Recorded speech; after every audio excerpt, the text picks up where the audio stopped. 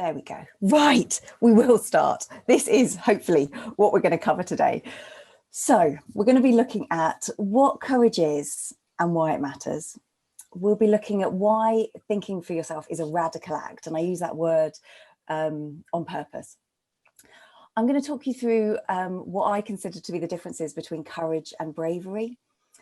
And we'll look at this distinction around how often we can listen in a way that's quite competitive, and yet how that can destroy thinking. And then I'm going to give you some just ideas, and again, they're just thought starters for how you might start becoming a champion of your own and other people's thinking. So that's what we're going to be covering. For those of you that don't know me, and I know a lot of you do, but for those of you that don't know me, I'm Sophie. I'm the mother to these two little munchkins who are no longer this big. So I've got a little boy called Jem and a little girl called Una. I live in the Peak District in the United Kingdom, and I've worked for myself for the last, it's almost 12 years now. So it's 10 years, and then I had 2 years where I was doing full-time masters. And before that, I spent 15 years working always in leadership roles. So from when I left university, I've always had teams and been involved in teams and been managing teams. So my final role in a large company was as global strategy manager. In the dark and distant past, I was an officer in the Royal Navy. But I've always been really interested in people and how amazing they are, and how do we really allow people to not only see how brilliant they are, but bring that brilliance into their work and their lives. And that's what's fascinated me for the last 10 years. So I now only work and deliver work in this beautiful way of being, which is called the thinking environment. And that's where all of these masterclasses that I run are grounded on. So I usually choose one of the components or an element of the things that we know help people to thrive, just to focus on as an element of interest. And so today we're looking at encouragement. And what does encouragement mean? You know, because I think so often in normal life, we think of encouragement as being that kind of like, you know, cheerleading, rah, rah sort of encouragement. But for us in a thinking environment, and when we're thinking about how do we help people to think really well, we've got quite a different definition. And so our definition is about giving people the courage to go to the cutting edge of their own thinking. And to do that, we have to cease competition. So it's about giving courage to go to the unexplored edges of your own thinking. And so we think of courage more in its literal meaning, which means heart. So it goes back to its core meaning, which is heart. And I think having the courage to think for ourselves, sort of into unfamiliar territory, requires us to know that I don't need to compare or compete with your thinking or your way of being. So if we want to support other people to think well and to think for ourselves, we've got to be able to champion that. You know, we've got to be able to champion other people's excellence and our own as thinkers. And yet, you know, what I found in my own life and in, you know, the people that I work with is we end up giving so much of our time and our energy and of our attention away. You know, we're constantly looking outwards for either approval, or we worry about what other people might think. So what we want to do is champion our own thinking. And then as we start to develop this, you know, what I call this unshakable confidence in our own ability to think, it's only then that we're able to, I think, champion and allow others to do the same, because we've got that experience of knowing that when we think for ourselves, actually, we can be really creative. We do come up with great solutions. We do have this inner resourcefulness that allows us to think well. And so when we've experienced that, we're so much more likely, I think, and more able to want to give it to other people. And then, you know, why does Nancy use the word radical? And for this, I love definitions. You know, if you look at the definition of radical, it means affecting the fundamental nature of something. So having far-reaching or thorough consequences. And so when we think for ourselves, things often do fundamentally change, and they do often have far-reaching and thorough implications. And that's why we use this word radical. And also for me, it kind of goes in some way against societal norms. You know, I think it's very rare that we're actually taught or rewarded for thinking for ourselves. You know, I think a lot of our school system, while there are pockets of brilliance, for the most part, we're not rewarded in our school system or in our organisations for thinking for ourselves. And I think unless we get lucky in our home environments, we often don't encounter it. You know, we often don't encounter it until we're, you know, well into our adult years. And yet when we do, you know, when we do start thinking for ourselves, things change because we change. And then we can't help but those ripples, you know, going outwards from us. And the other reason I think it's quite radical is because embodying this, you know, embodying an unshakable confidence in yourself and in your own ability to think is quite rare, and it's countercultural, and it's especially rare for women and for people who have been historically marginalized, you know. And so there's something about people being confident and grounded in their own thinking that is different. And that's why I think it's so radical and so important. And because it's rare, it's really precious. I think the other reason it's radical is because to think for ourselves and to allow other people to do so, we have to get comfortable with uncertainty. And for most people, that in itself is challenging. You know, people don't like change and they don't like uncertainty. And yet if we really want to be encouraging of people, we have to get comfortable with uncertainty, because in some ways the only thing we can possibly know is that we won't know where someone will go in their own thinking. So I'll just talk about why it matters, and then I'll pause and allow some space for some questions. But this piece around like why it matters, you know, and I do love it when you look at the root of a word, and especially for this, like when you look at courage, the root word comes from the French corps, which means heart. And we develop courage for those things that speak to and from our hearts.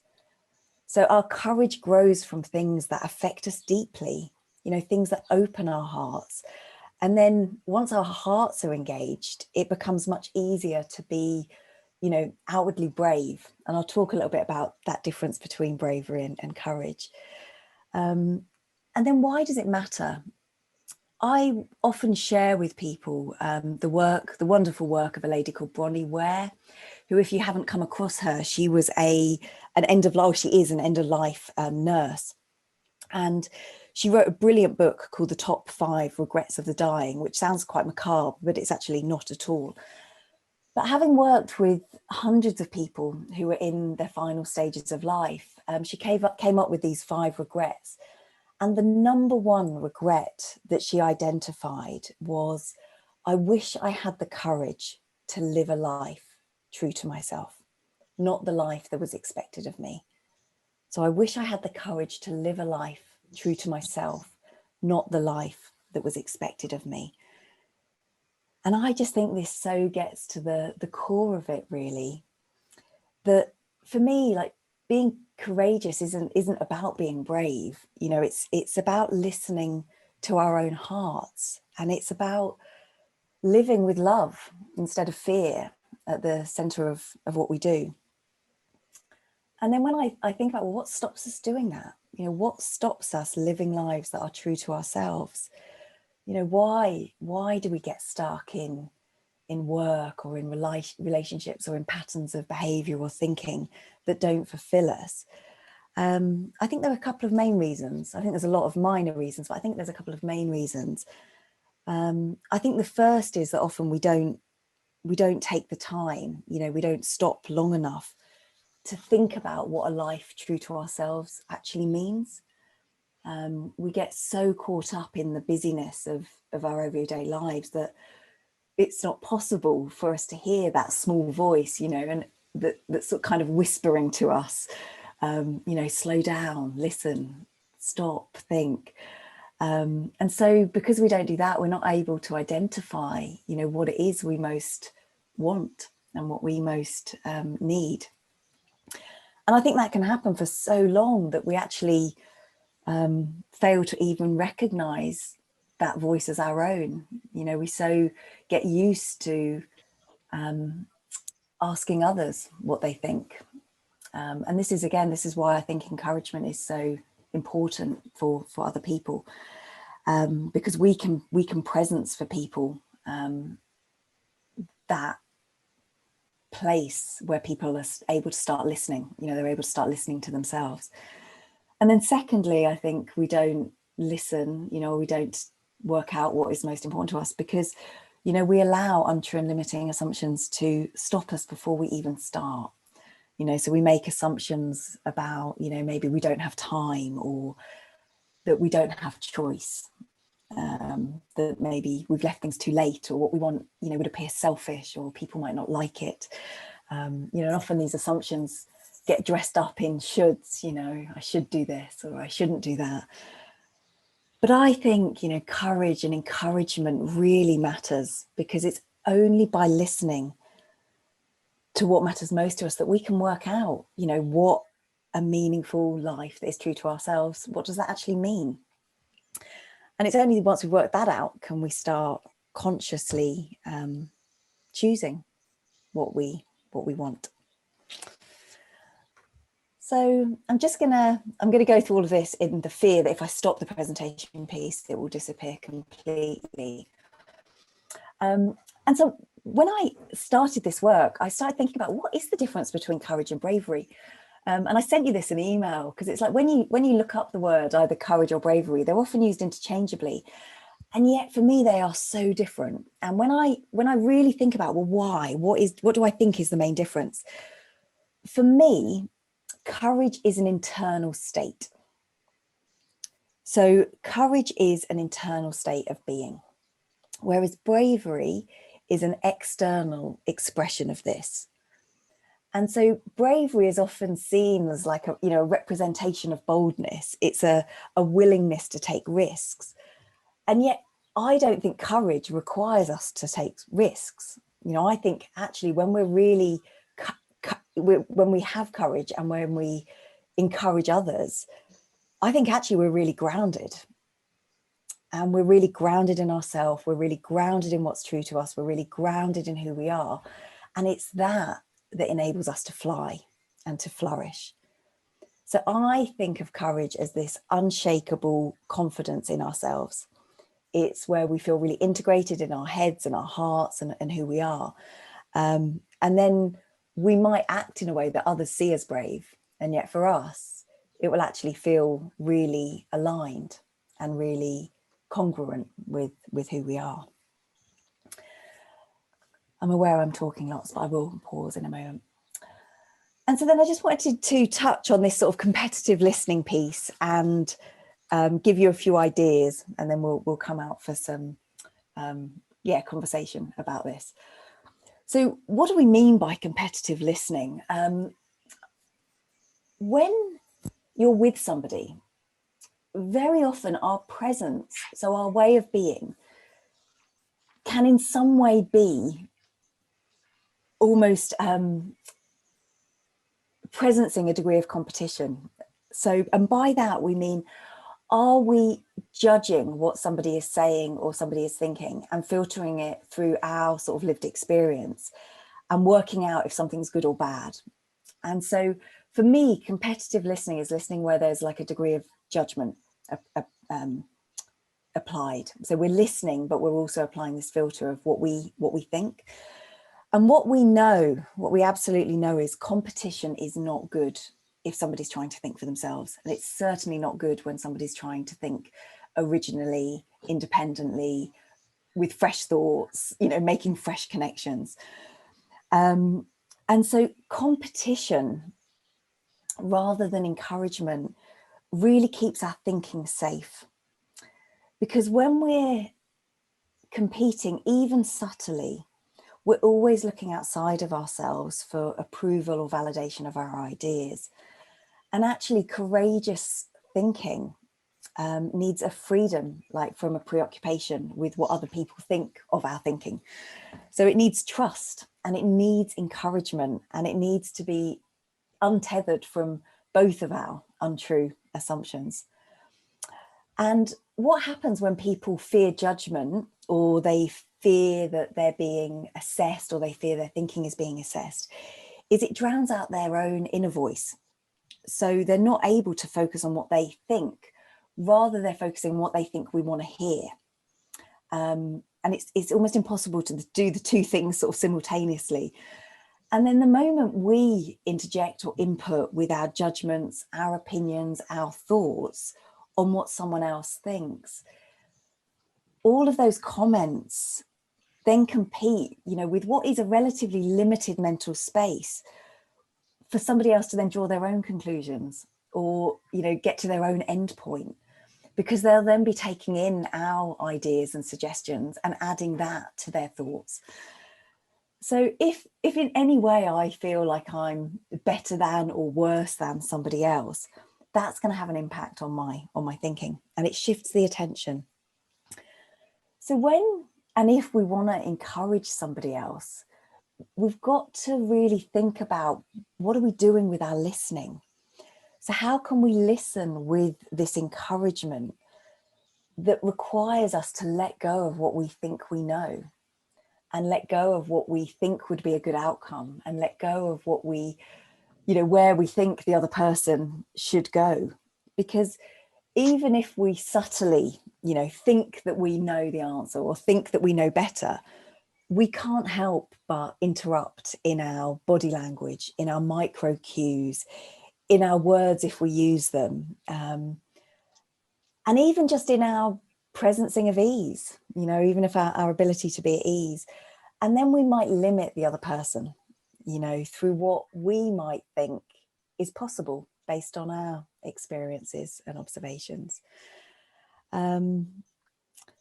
So, I think one of the first steps of things we can do to champion each other as thinkers is to really just start delighting in other people's ability and capacity to think, and really think about, is my presence, with this other person one of encouragement, or is it, am I fulfilling a different role in this?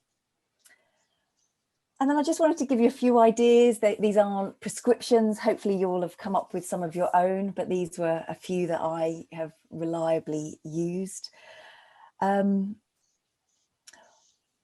think when we're with somebody else, sometimes, we can doubt ourselves. We're not always, it's fresh and new. And so I think often what we most need is this warm presence, to somebody who believes in us, encourages us, palpably, warmly. And we often need that explicitly, so for your presence and your attention to really demonstrate explicitly that you know that the other person can think for themselves. And so for those of you that have done work in a thinking environment, the actual presencing of a thinking environment, so presencing your ease, presencing your attention, that will be an act of encouragement for somebody else. And I think many of us could reflect back on our lives and trace our achievements, trace who we are now back to somebody who encouraged us at a point in our life when we didn't feel necessarily encouraging of ourselves. Somebody who supported us by encouraging and seeing our potential, maybe when we didn't recognize it. So, and I think of that in my words now as it's somebody who kind of saw us as our potential without the untrue and limiting assumptions that we were making about ourselves. And that's what I want us to be for other people. is, can we be this person for somebody else? And so to do that, you know, it's about being fully present with somebody, you know, really being with somebody. It's getting interested in who they are, what they think, asking them what more. It's making a conscious choice to step back from judgment and judging who they are, where they're going, what they think. And to do that, you know, staying curious. So assuming, you know, that I don't know the best and I would have no idea what the best outcome could be. But actually creating a space for this person to think, they'll work it out. And then reflecting back to them, you know, who they are without untrue and limiting assumptions. And then as I was preparing today, I thought, what actually, you know, what helps us do all of that?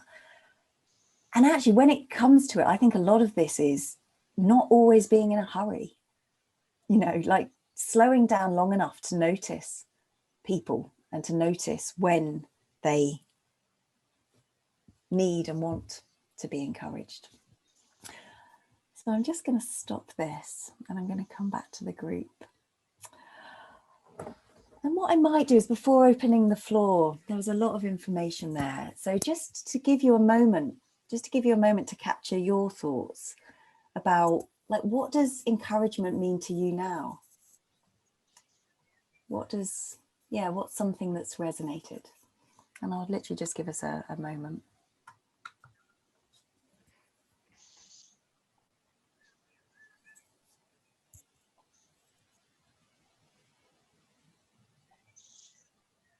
Hello, can I say something?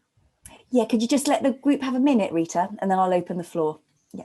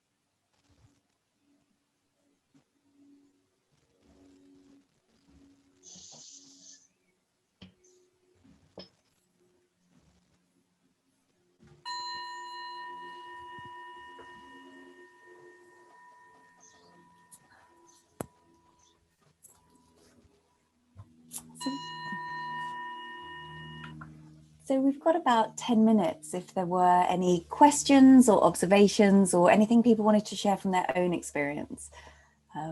So again, either just give me a wave or just unmute yourself, and we'll try not to interrupt each other. But yeah, did anyone have any questions or anything they wanted to ask or share?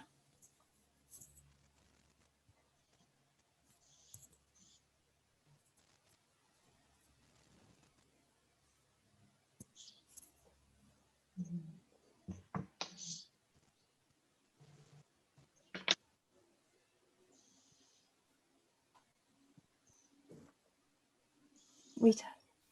Yes, so just from my own experience, thank you very much. I found this really, really, incredible what you've just been telling us all about, and some of it really touched me and got a little emotional in parts. So I shan't be talking about this at the moment, because then I might do that again. But something that really also rang true was around competition, and sometimes in the workplace you might hear leaders say, "Oh, there's nothing wrong with a healthy bit of competition," and I think coupled with what you said about if you are really trying to get the best out of people and allow them to be creative and really just do that, you know, sometimes a bit of random thinking, then they should be free of competition. Then you know, I think then competition can be very limiting, especially if you know what the leader, you know, might really want or what their agenda is.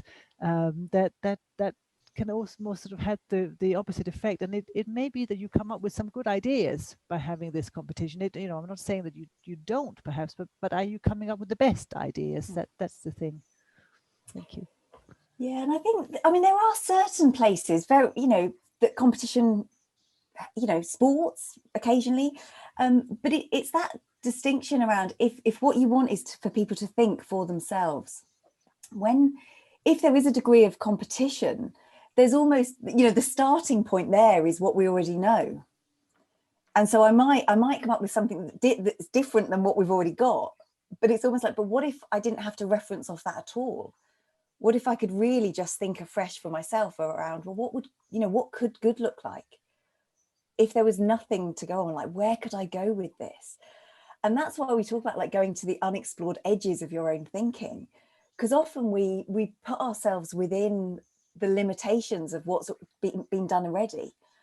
And that's what we mean about actually having the courage to go outside of that, is quite courageous, but so often I think, whether it's intentionally or not, often we'll limit ourselves and we limit others by what we already know. So it's like, oh well, I've tried that, so that will work. And it's like, have we? And so I think it's just really being aware of it. But I also think there's this, it's not like everyone has, is always gifted, a real sense of equality in their own thinking anyway.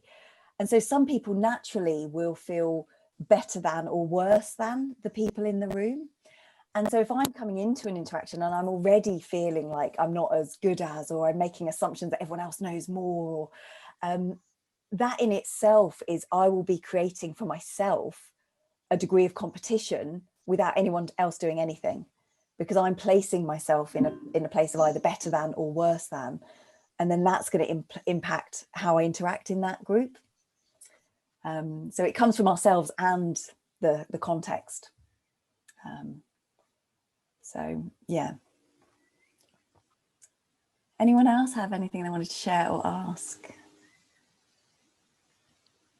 Thanks, Colin.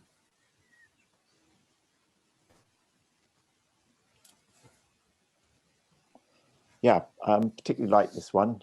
Like many of us, I've always associated courage with bravery, and I think it's a common mistake, but it's far more than that.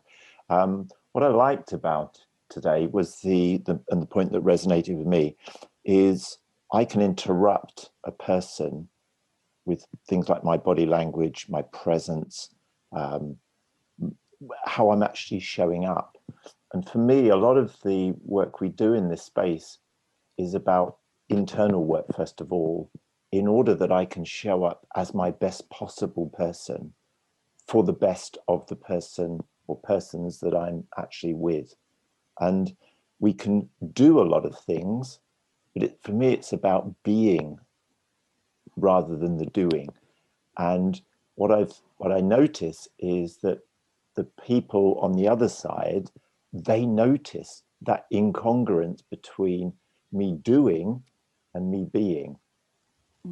And so I remember there was an interview that Oprah Winfrey did, and she was talking about how she's interviewed obviously thousands of people, and she said it doesn't matter who they are, be it a president, a prisoner, a mother, a father. At the end of it, they all lean across to me and they say, was that okay? Did I do all right? And so she sets out in all of her interviews to validate the person, whoever it is, whoever they are, to validate them. So she comes with that intention. And I think there's a lot about what we've said today is about the intention that we start with, how we are going to show up. Because, and I think your point really, the bit that hit me was the body language. So I could interrupt that person with my body language. So there is something going on in my thinking that's creating that. And as you say, it creates that competition, it creates the better than or less than and all those sorts of things. So yeah, there was some really good learning things there. Thank you. And I think you touch on such an important point, Colin, around, like, I think it's a core driver, isn't it? Like, am I okay? Am I enough? Am I worthy of your attention and your encouragement? And I think of it is, it's like, can our presence in and of itself be one that says, I think, you know, I really want to know. And I think that's actually what we remember. You know, it's that lovely Maya Angelou quote, isn't it? Where she says, people forget what you say and they'll forget what you do, but they'll never forget how you make them feel. And that's, I think, gets to the core of this, because I think if people feel encouraged, they then go and do and think and be themselves. And then that gets reflected back on and they remember us, you know, they're like, oh, that person was really encouraging. And I think it's actually because they got to see and hear themselves. Yeah.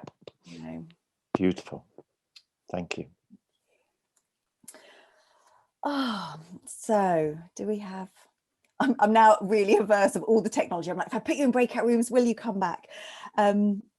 I might just give you, I might just keep us together. So I might just give you a moment. And what I wanted to give you a moment to do was to think about your life, the people you work with, your colleagues, your friends. And if there was one thing from today that you wanted to start, so if there was one thing that's either really resonated or you wanted to try, what would that thing be? So yeah, maybe just reflect on what have you found most valuable, or what's the thing you're gonna try?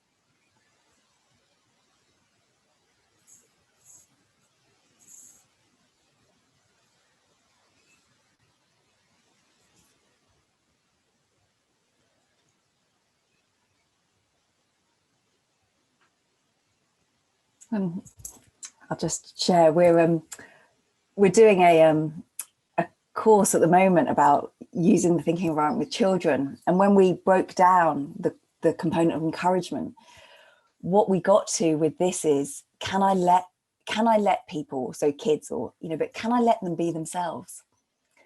And I do think there is something about that, like, can we let ourselves and each other be who we actually are?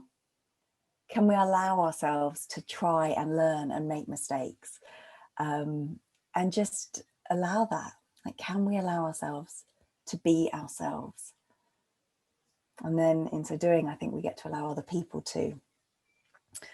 So just before I start closing, any burning questions, any observations, anything anyone wanted to share or ask?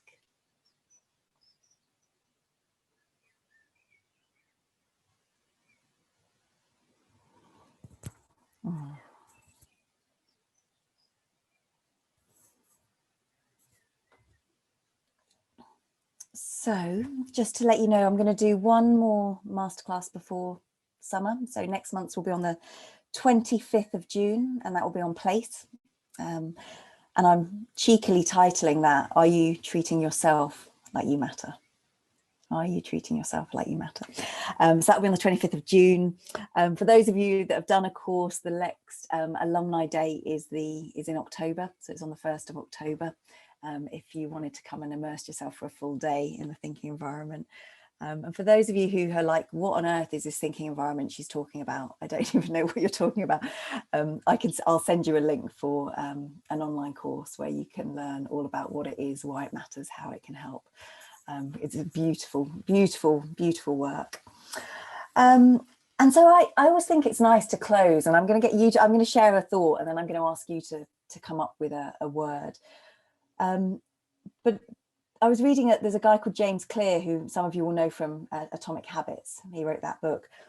But I love this piece he wrote, and he said, rather than trying to be right, why don't you assume that you're wrong and just try to be less wrong? Because trying to be right tends to devolve into protecting yourself and your beliefs, whereas trying to be less wrong tends to prompt more questions and humility. And I think there's something about the connection between encouragement and the assumption that actually, what if we weren't right? What if we didn't know? What if they would do something way more beautiful and brilliant than we could? And so I just think that starting point of what if I actually was wrong and they were right? It's just so liberating, I think, for all of us. And so I always like to close where we get to all share a word of something. And so for those of you that haven't got your screens on, it'd be really nice if you can just grab a piece of paper. It might be a diary, it might be something you've got in front of you. But I just want to give you a minute to think of someone in your life who was encouraging of you. So think back in your life and think back to somebody who was really encouraging. And then maybe write down to share, like, how did that make you feel? Or what is it you remember? So when you think of this person, what is it you feel or you remember? And then I'll try and get a picture of each of those. So we'll just have a moment just to write those down.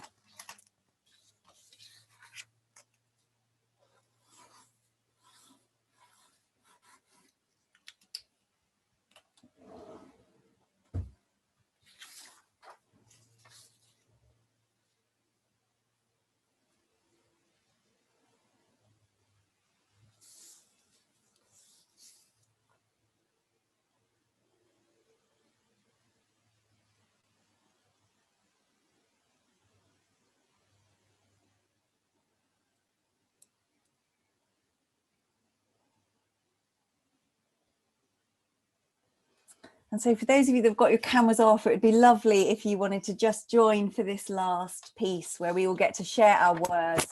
I'll try and take a picture so you then got this lovely bank of words to share. So if we all put them up, and then I won't be able to do mine because I'll have to try and take a picture. Oh, see, they just give me goosebumps. Okay, so just hold them. Oh. Hold on, I'll see if I can get most of them. Oh. Let me just do this page.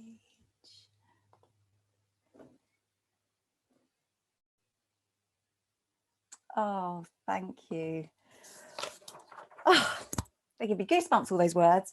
Well, thank you so much. And I'm so sorry for the technology interruptions. I think it was a very good demonstration of being at ease and encouragement of the group. But yeah, thank you so much. I'll send out the recording on Monday. And yeah, I hope to see you at the next month. But go well. And yeah, be encouraged and be encouraging of others. But for now, thank you.